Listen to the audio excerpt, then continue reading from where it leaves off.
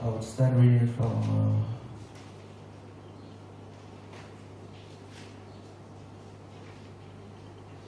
15 and I'll stop at 21, Matthew 22. It says, then the Pharisees met together to think of a way to trap Jesus into saying something for which they could accuse him. They decided to send some of their disciples, along with the supporters of Herod, to ask him this question. Teacher, we know how honest you are. You teach about the way of God regardless of the consequences. Wow, that's powerful. He talked about God, he didn't care about what the consequences may be. I wish we could have that kind of enthusiasm for the work of God nowadays. He said Jesus talked about God and he didn't care of the consequences. And you know, the consequences in those days were not as the ones we have today. In those days, the consequences were danger of death. Yet he didn't care. So the consequences might be the danger of losing our friends, and then we're going to care. That if I speak the truth, my friends would no longer stay around me, so I just have to twist it so I can keep friends. But we have to learn from our Master Jesus. He spoke the truth irrespective of what consequences would follow. He says, you are impartial and you don't play favorites. It's funny they knew he was this straight and yet they wanted to trick him. Now, tell us what you think about this. Is it right to pay taxes to the Roman government or not? The Bible says, but Jesus knew their evil motive. He said, you hypocrites. Whom are you trying to fool with your trick questions? Yeah, show me the Roman coin used for tax. When they handed him the coin, he asked, whose picture and title are stamped on it? Caesar, they answered. Well then, he said, give to Caesar what belongs to him. But everything that belongs to God must be given to God. He replied, and it amazed them, and they all went away. Hallelujah. We'll be discussing something this morning that says, give to God what belongs to God. Hallelujah. Give to God what does what? What belongs to God. Oftentimes we pick something that Jesus said and we try to deliberate on it to see what the lessons we can learn from the words of our Master Jesus. And from this simple response he gave to the Pharisees, he said, give to Caesar what belongs to Caesar and give to God what belongs to God. We would be answering a lot of questions that are disturbing in the Christian faith today if we could explore what Jesus is saying here. Hallelujah. If we could explore what Jesus is saying here. Simply he's saying we ought to know who to give to, what to give, and we shouldn't give what belongs to somebody else to another person. That's basically what he's saying.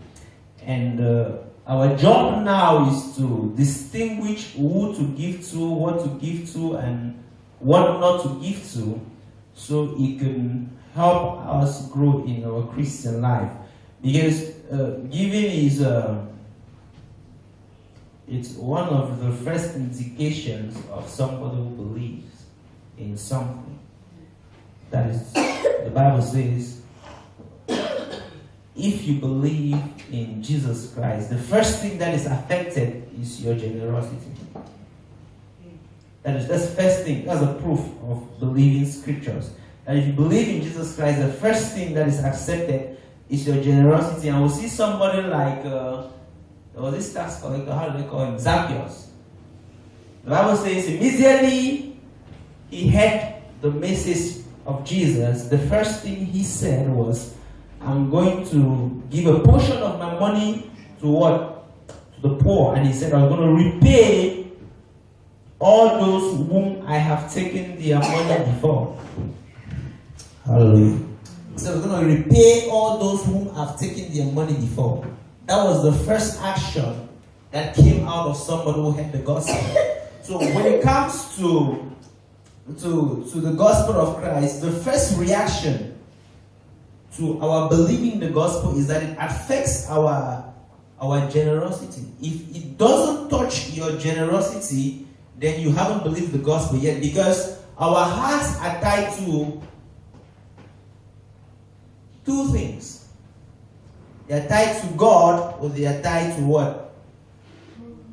Money and things. So immediately your heart tends to God, the first thing is that it goes out of stuffs. Do we understand?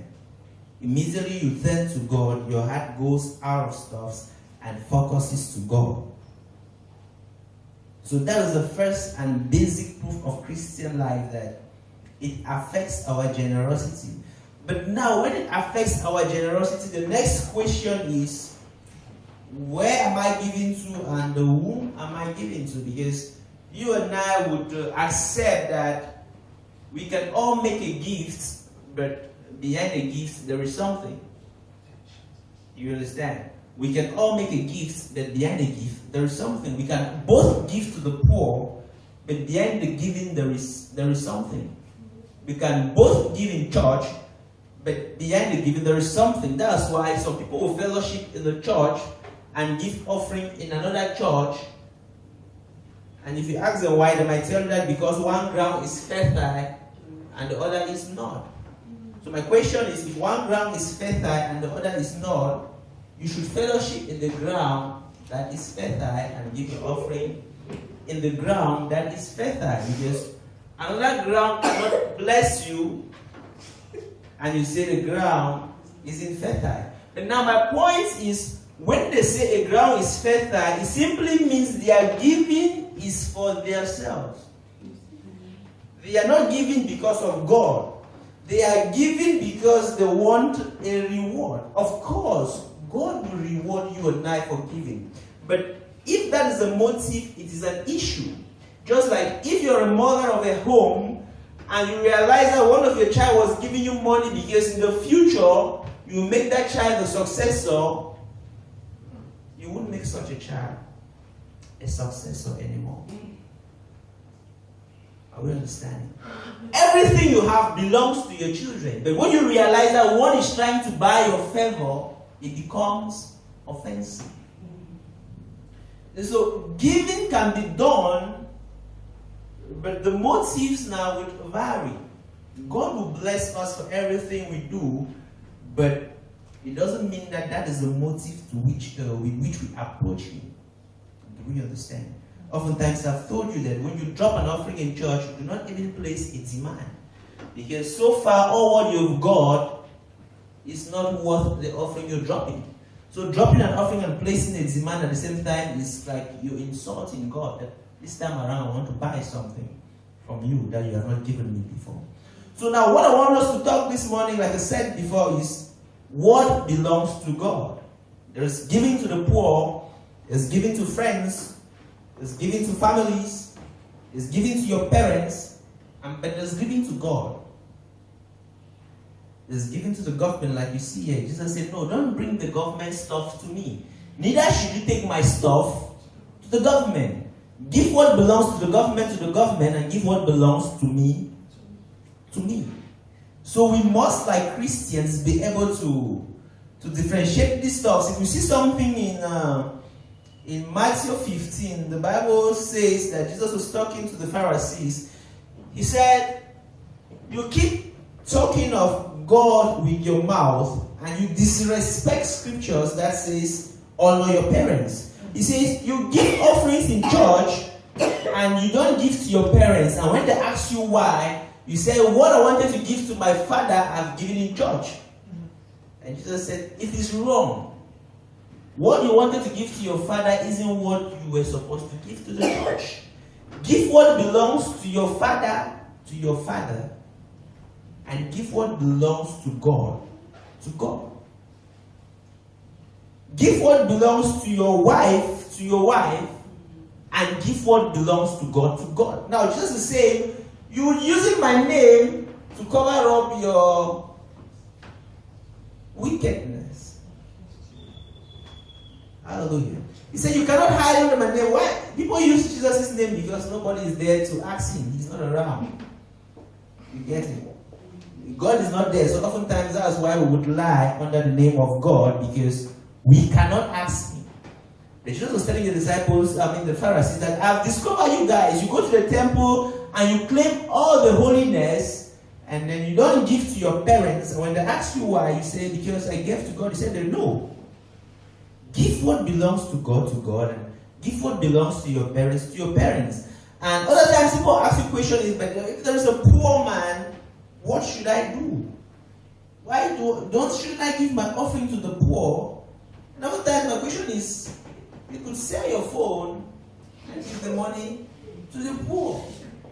You see, the person who asked this question was a thief. It's Judas who asked this question. There was a businesswoman who came to bless Jesus with a very expensive oil. And the Bible says Judah said they should sell it and give to the poor. And in John 12, somewhere verse 8, he says that he didn't say that because he cared about the poor. He was saying it because he needed the money. So anytime people say the money of this thing should have been used for the poor, there are people acting like Judas. They really don't care for the poor. They are looking for a way to use that money for something else, and they want to hide under the canopies of, I want to help the poor. God's money is not meant for the poor. Giving to the poor is one way of using God's money. But when you are consecrated to a church and you give your life to the church, you give your everything to the church. Why do we give? Because the gospel that you hear, others have to hear. Do we understand? So that is why giving to the church has nothing to do with your other givings. And by the way, why would you even say the money has to be given to the poor? The Bible says when giving to the poor, nobody should know. So why are you announcing you're giving to the poor? If you have to give to the poor, quietly do what? Go and give to the poor. It has nothing to do with your giving to God. We live a life that we know that we're going to go into eternity someday. And Jesus tells us something. He says, do not store your riches on earth because they will be all destroyed. He says, store them in heaven because they will be secure. If you are planning to transfer to Canada and stay there with your family, the first thing you would do is what? Sell off your assets and begin to send them ahead of you. That is what people would physically do. That's why the Bible says oftentimes people of the world have become wiser than people of God because they know what to do with what they have. They know that they will spend their entire life in hell, so they squander their money with things that will follow them to hell. Well, and like Christians, we know we're going to spend our eternal life in eternity, so we ought to know how to transfer our wealth into eternity. Because by now, nobody should tell you that when you're gone, you go with nothing. Physically. By now, those are things we ought to know. So you should be thinking that when I'm gone, you see, oftentimes the Bible even wants, people who own companies that pay your workers well and keep that money, because on the judgment day, the money you keep will stand as evidence against you. You get the point? He says it will stand as evidence against you that you stored up this money while people were suffering. So there is a way we ought to transfer our wealth to where we are going. Which means we should work as much as we can, gather as much as we can, and make sure we we reduce our basic necessity to the best we can, so we can have enough to give to God and others. That should be your goal as a Christian. I will work enough of money as I can work in my life. I will spend as less as I can possibly spend on things that are perishable, and I'll give to God as much as I can give, because it is into my account that I'm giving.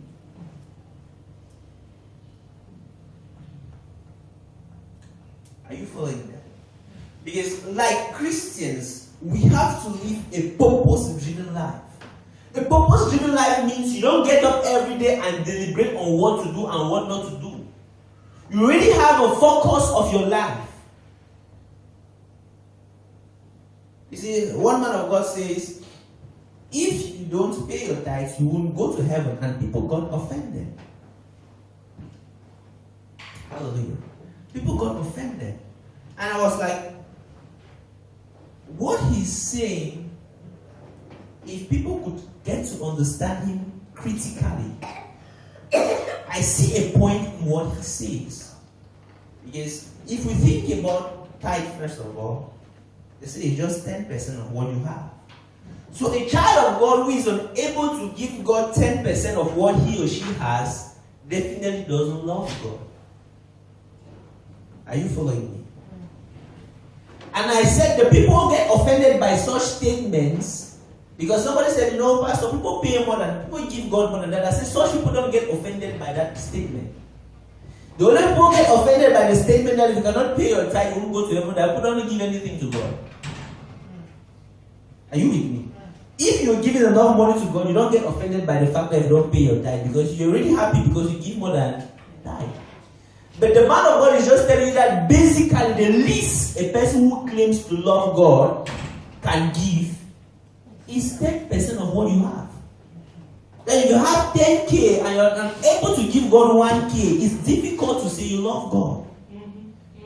Do we get the point? Because the first test, oftentimes I don't have time to go through all the scriptures, but I want us to see something in scripture so you not say I'm saying my own things. Let's read something in 2 Corinthians chapter 9 verse 13. 2 Corinthians chapter 9 verse 13. So people get offended and get angry about tithe giving they are just stingy. As a Christian, tithe should not be an issue for you. You should be giving above. And I will show you that 2 Corinthians 9 verse 13. What does it say? It says, for you will be glorifying God through your generous gifts. For your generosity to them will prove that you are obedient to the good news of Christ. You understand? It says, the proof of your obedience to God is your generosity. Because there are two gods in this world, God and money. Immediately you are obedient to God, you begin to use money. You see, some young man came to God and was claiming that he wants to follow him. And Jesus said, you really want to follow me? He said, yes, I want to follow you. He says, okay, go and sell your stuff, give to the poor and follow me. He went and didn't come back. To prove that he really didn't want to follow Jesus. So, if he really obeyed God's word, the first thing he would have done when he returned was to do what God asked him to do. So when people get crossed and offended, you see, Paul says something. Paul didn't even talk about tithe. He said, we have needs to meet in every church. We give to the poor. Probably you pay bills and the church run programs and so on and so forth. He says, every week, save out of what God has given you. Now he's not even talking about tithe anymore. He says it's a weekly something. He says save out of what God has given you so that in times of need, we will not need to collect again. The church should have more than enough, which means At the end of the month, when you pick up your salary, you say, this one goes to God for the work of God. This one goes to my daddy, this one goes to so on and so on and so forth and so forth. This part of my money, I'm dropping it as my partnership to the work of God. It goes to do the work of God. So when the church needs to do something, they don't need to come and knock your door. If they come at the time you don't have money, how's it going to look like? So Paul says it's not a matter of you really raising, fundraising all the time. No. Keep it as part of yourself that when I pick up money, part of my finances goes to God. In real sense, all belongs. We just sang a song here that I surrender all to you. What are we surrendering? If we can't surrender our money. God says, do not call me Father, Father with your mouth and your heart is far away from me.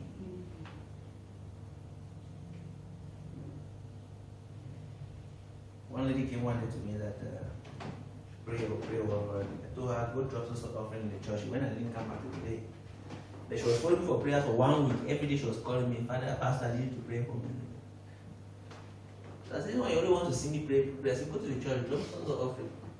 She went, I didn't see her again. So my question was, what prayer do you want me to pray? So if all the prayer was to pray was that God told me to tell you to go drop an offering. So also you cannot tell people what to give. Of course, you can do, because I see Jesus telling somebody, go say everything and give. Sometimes God can instruct you to tell somebody what to give, and all you need to do is obey. And by the time us Christians in whatever conditions have to learn to give happily, even if you were told to, it shouldn't be a problem, because when we say giving is not by force, we should give as we want, those are the people who want to give 100 francs. That's why they make those statements. Give what you have. That's not what you have. I said what you have is what is in your bank. It's not what was left in your pocket. And you're not a widow, so leave that stuff. It's not for you. Are we there? What belongs to God belongs to God.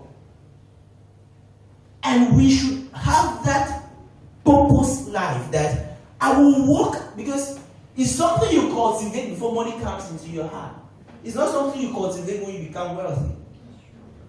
It's a lifestyle you cultivate. I was shocked the other day. I saw Rihanna in one village carrying water from a well trying to help handicapped children. So after all her running up and down in life, she realized that there is no happiness except in being there for people. You get it? Some woman was dying of cancer. It's Luna who knows that. She was like, I have a number of cars back there. I have this one, this. I can't drive any. And when you're going, those things wouldn't do what? Won't follow. And so we ought to learn to become mature Christians. Are we getting it? Your portion of money that belongs to God, if you read the going down of the 2 Corinthians 9 and 12, says your giving would enable the gospel to reach others, and they would pray for you, and God will bless you the more.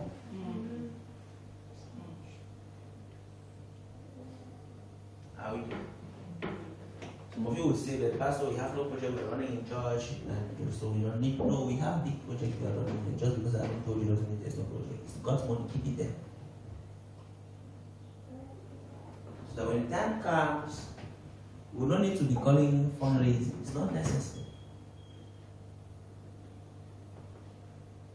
Because maybe if the time comes and I'm calling fundraising and you are blessed just with 2,000, you say, Pastor, I just had the 2,000. But the time you're blessed with 300,000, 400,000, 500,000, what happened? Maybe that's the time you should have saved enough. We are God's belonging. Get that in your mind, clean and clear. Everything we have belongs to Him. So like I said before, a Christian life is I work as much as I can. I reduce my basic necessity to the best that I can, so I can have more than enough to give. For we are all consecrated to God. Consecrated means we are completely given to God.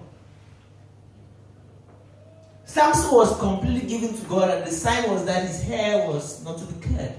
You and I don't have that physical sign, but we have it through the way we behave. Our behaviors would make people know whether we are completely given to God or not. And the first place that it strikes is what? Our finances.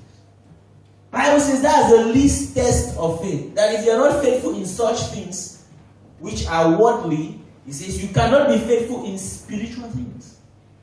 So it's the least test of our faith.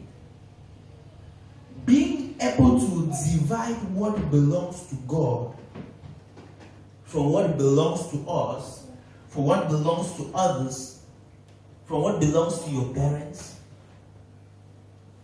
and stop mixing things up.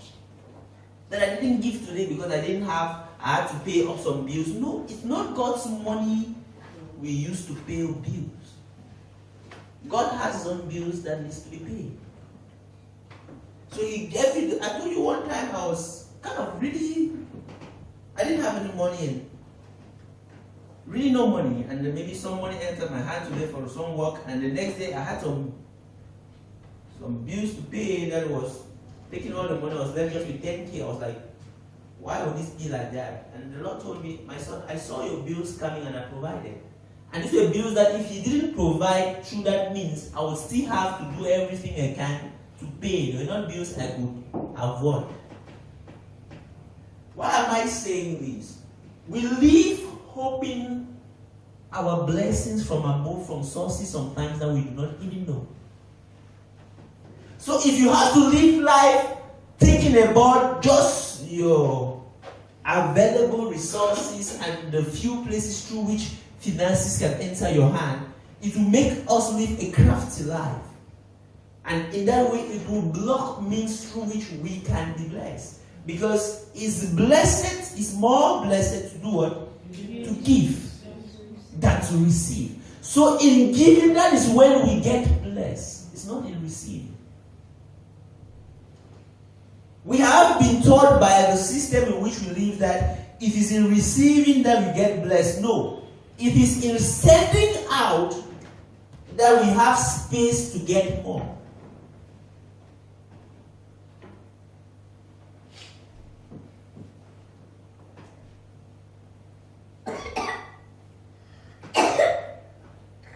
Are we there?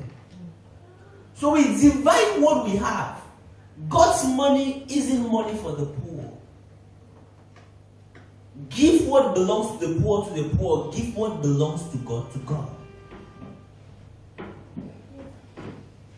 God's money isn't what you need for hospital bills. It's not God's money. Give what belongs to the doctor. Give what belongs to God. Don't let people take you to the question of saying, so if you're having just the money offering at home and someone was dying of hunger, why were you having just offering at home? What's offering doing in your house? I was supposed to be in church. You're waiting for something. That is not your money. I cannot give you my money to keep and you tell me you gave it to somebody. Save. Paul says save. Save means don't touch it anyhow. See, keep aside. It means keep out of sight. So you don't have to touch it until the day you're taking it to God.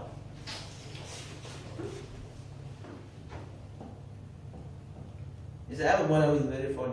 Though I'm her son, if somebody gives her money to her to keep, and I'm dying, she cannot give it. She can tell me that she's keeping this person's money so I should just know. But I should not dream in my wildest dreams that I'll come and tell her that there's a problem and I'll borrow me that money. You're wasting your time. Because when and fortunately, the day I was there, the person just came the next day to take his money.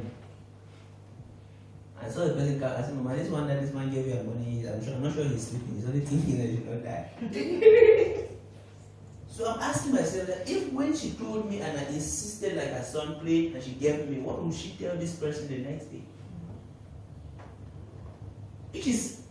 It's the same thing. The money that belongs to God that you are keeping is not your money, so you cannot decide on how to use it. Keep it aside means it's out of sight. It's not part of your deals. Just forget that you got that money. It's not your own.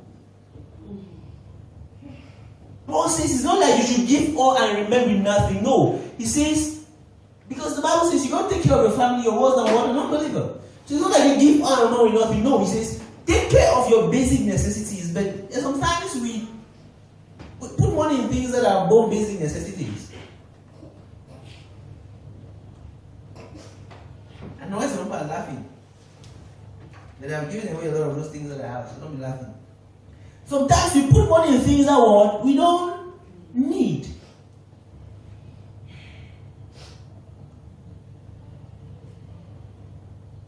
We just want to fulfill some pride that never gets filled up. The Bible says there are a few things in this world that never get satisfied. It says the ground would never get satisfied of dead bodies. And it equates it to the human desire is the same thing. So no matter if the whole world is killed and buried today, there will still be space in the ground. The Bible says that no matter all you have, there is still a human desire that will never get satisfied. So if you're living by filling your human desires, you still end up an unhappy person. It says true wealth is contentment and godliness. And it closes the chapter. That's the definition of wealth. You see, they keep saying this person is the richest person in the world. And then they said something like a woman in Nigeria embezzled $64 billion. My question is, the richest people I know in the world, they don't have up to that money. So there are more rich people in the world than we know. Just that some of their riches cannot be defined. So finally, nobody knows the richest person in the world. Even in Cameroon, have people with money that you can. So if you are there following the richest person in the world, you'll never be. We get that? You'll never be. And even if you be, and so what? How many beds do you need to sleep at night? And only on one space. How many dresses can you put on at once?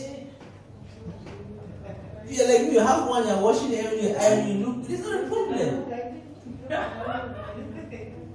Because you buy, and sometimes you ask yourself, what am I buying? You buy and still don't like it. And when you don't like it, you start finding people to give to them. Why did you give them the money to buy what they like? Why are you giving them what you didn't like? It's complicated. That's why I say, like Christians, we should live a purposeful life. We don't get up every day and deliberate on what to do and what not to do. We already have a destiny for you. We already know we are living for this. So it already guides our choices before time. It's not when money comes into our hand, we'll start thinking of, I wanted to do this. No. Before the money comes, we're reading at this. You know, there are some people that you don't even know when they have money or not.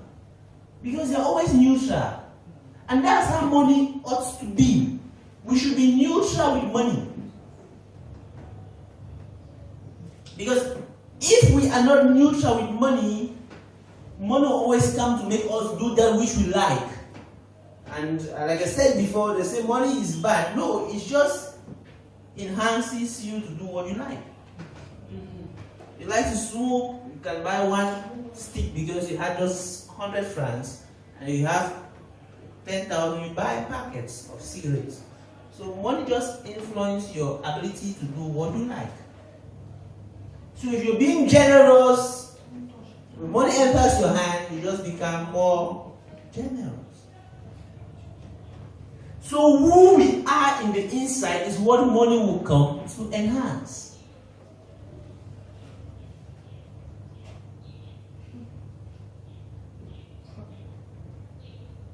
Your friends will always be with you. Your family will always be with you. Jesus said, it's not all the time I will be with you. So the projects of God is not going to follow you everywhere. It's not all the time. No. Give God's money to Him. And take care of your family and your other businesses. They are not equitable.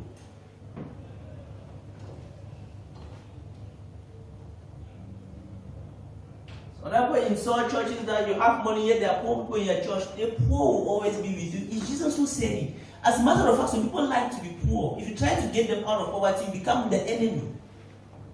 Don't you have friends who like to beg?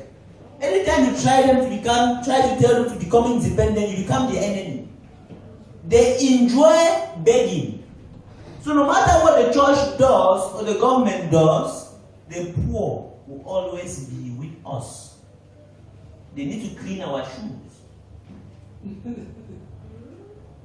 If the poor are not there, there are some things that will not go in this war. That's how the war is. No matter how you might think Africa is, we still look like poor to the whites. And there are some things that we do that they will never do. You go out, they only see that our brothers cleaning their homes. And so our brothers is a good job. And they are not complaining. That's to balance the war. So everybody can be wealthy in terms of cash.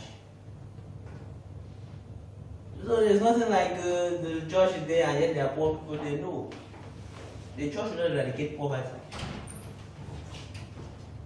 No matter how much they give, poor people will always be there. Your kids will always be there with you. Your responsibilities will always be there with you.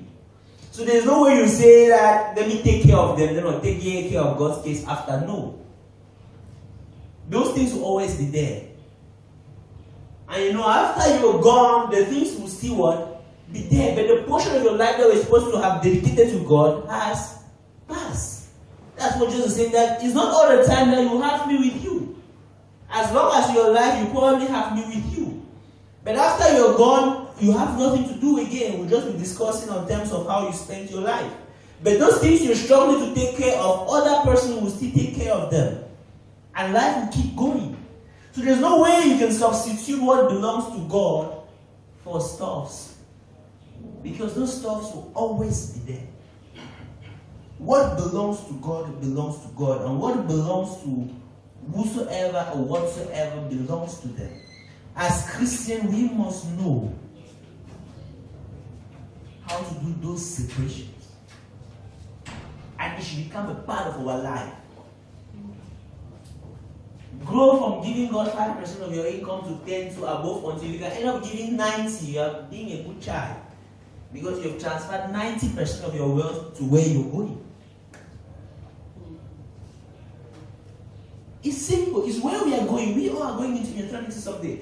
Jesus says, use it to buy friends because when you get there, they will welcome you. Everybody wants to be welcomed, but he has told you in a way you will be welcomed by people. The only way you will be welcomed by people in heaven is because your money was given to reach the gospel out to them. Nobody will land on the airport, and when you land on the airport and maybe you say, go to the USA now, you have fans waiting for you, 3,000 fans. You feel good. When you step down off the plane, you look at your fans, you feel good. Jesus said that's how those fans will be in heaven, but you have to buy them.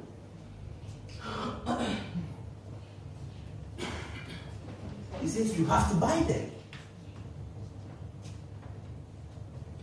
So when you get it, they will welcome you. They will not welcome you for free. Even the fans we have here, they buy them. You buy them with your talents. When somebody comes that is performing better than you, they shift. So fans are not for free.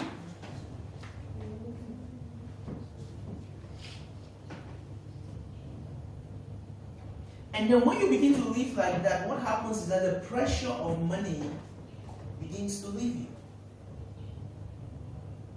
Because you live with a purpose for money that's undefined by a physical achievement. Because if we live for the pleasure of physical achievement, you afford something, the next thing is what you get tired of it, you want another one. So you'll never be satisfied, or maybe you have the best thing now, and tomorrow you don't have, somebody else has the best thing, you want to meet up to that level. So we live a stressful life, always trying to meet up to levels that are of no use. What we need to do is, I'm putting it into my account. Paul says, do that so that it will abound into your account. Be wise on how you use your money. Because at the end of the day, God says, I will give seed to planters and I will give bread to eaters. And like I told you before, those who plant, they'll always carry enough seed. And those who want to eat, they just have a handful to eat. So if you want to be a planter in your life, and you want God to give you enough seeds to plant, you have to stop thinking about yourself. You have to put God's mission number one in your life. If God's word comes to you and then your generosity is not affected, then that word didn't touch you. If you went to some place to preach a message that blessed you and there was time for offerings and you were looking for the list of what you had to give, then you didn't appreciate, the message didn't touch you.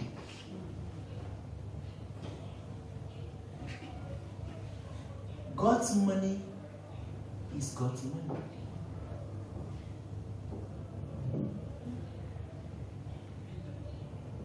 And that is what we should do with our income. That everything God blesses me with, I keep some for Him. And my goal is I want to be increasing in that ability to keep some for God. So at some stage in my life, I'm totally money liberated, mind liberated from money. I will not have to be controlled by money. I will not have to be controlled. Because the Bible says a lot of money does what? It drills us away from the faith. And then at the end of the day, it pierces our soul with what? Sorrow. So we love money to the extent that it comes to hurt us. So it is wisdom to do what? Take our hearts off money. Because everything we have, everything we are, it belongs to God. When you see statements like rich people, it's difficult for them to go to heaven like a camel passion. How does it sound to you? Isn't it scary? When you read the Bible, it tells you, and you look around you, everybody is rich, pastors rich.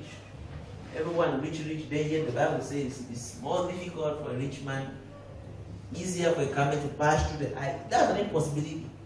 What the Bible says that it's impossible for rich people to go to heaven because a camel will never pass through the eye of a needle. He says it's by God all things are possible. So by God means that word. When you come to love God, your heart will be shifted out of what? Money. He says that's the only possibility for rich people to go to heaven. That it is only by God that can be possible. And by God means God will change your heart. You have the money, but you will not love it.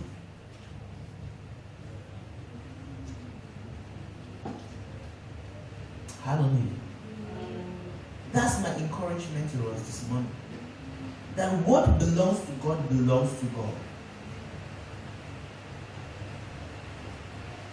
And what belongs to our other stuff belongs to our other stuff. We should not take God's money and do what He didn't call us to do.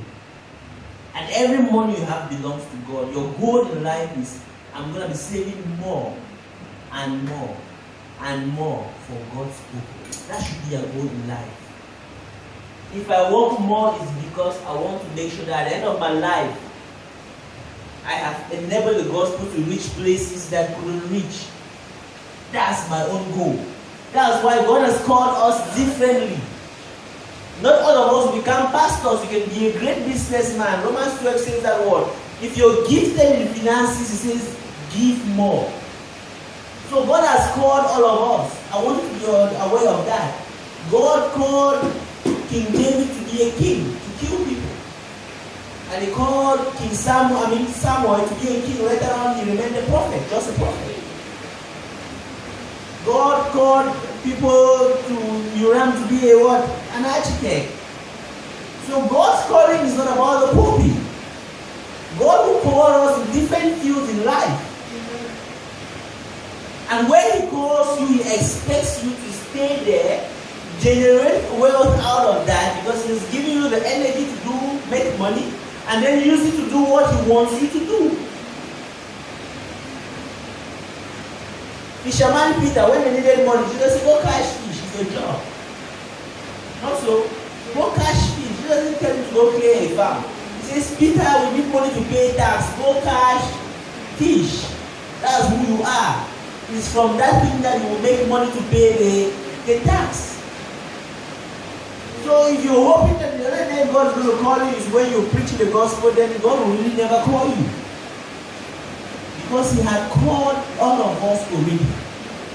Giving some of us business mind, giving some of us different kind of minds, but that is His calling.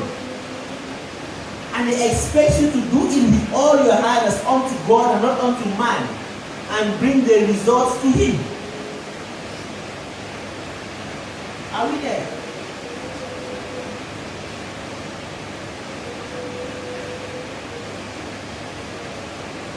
So that is something I want us to take to heart. I'm God's property. I'm going to work my best to acquire everything I acquire and transfer to where I will spend the rest of my life. Divide our priorities when it comes to money correctly. What belongs to God goes to God. What belongs to this other side goes to that side.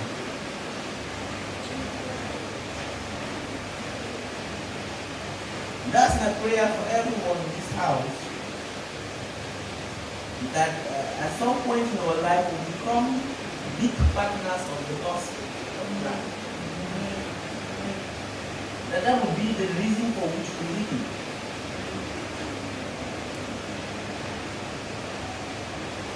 Doing humanitarian work is good, but if you don't preach the gospel to the people, you're just feeding them food. It's just food. He just fed them with food and He left them because they were not listening to His word. So feeding people with food and not preaching them the gospel is nothing. Better they die in hunger knowing God than to die in excess not knowing God. So doing humanitarian work without preaching the gospel in me is not giving glory to the kingdom of God in any way. God can feed those people. He feeds the birds in the sky. Why am I saying this? Is just to tell us that some people believe that giving only is using God's money to give to the poor is enough. No. God needs you to use His money to buy friends into heaven. So the purpose behind the giving is to meet out the gospel. Are we getting it? So you can have two projects and have it to support. One is going out to meet the gospel, and one is going out to feed people's belly. Give to the one that is going out to meet the gospel. That's how you separate the priorities. God doesn't have problem with people dying. When His son was born, a lot of innocent children died. When Moses was born, a lot of innocent children died. He could stop it, but He didn't stop. So He doesn't have problem with people dying. He has problem with people not coming into the inheritance. And as Christians, that's our job. Hallelujah. Bow your heads and I want you to pray for yourself.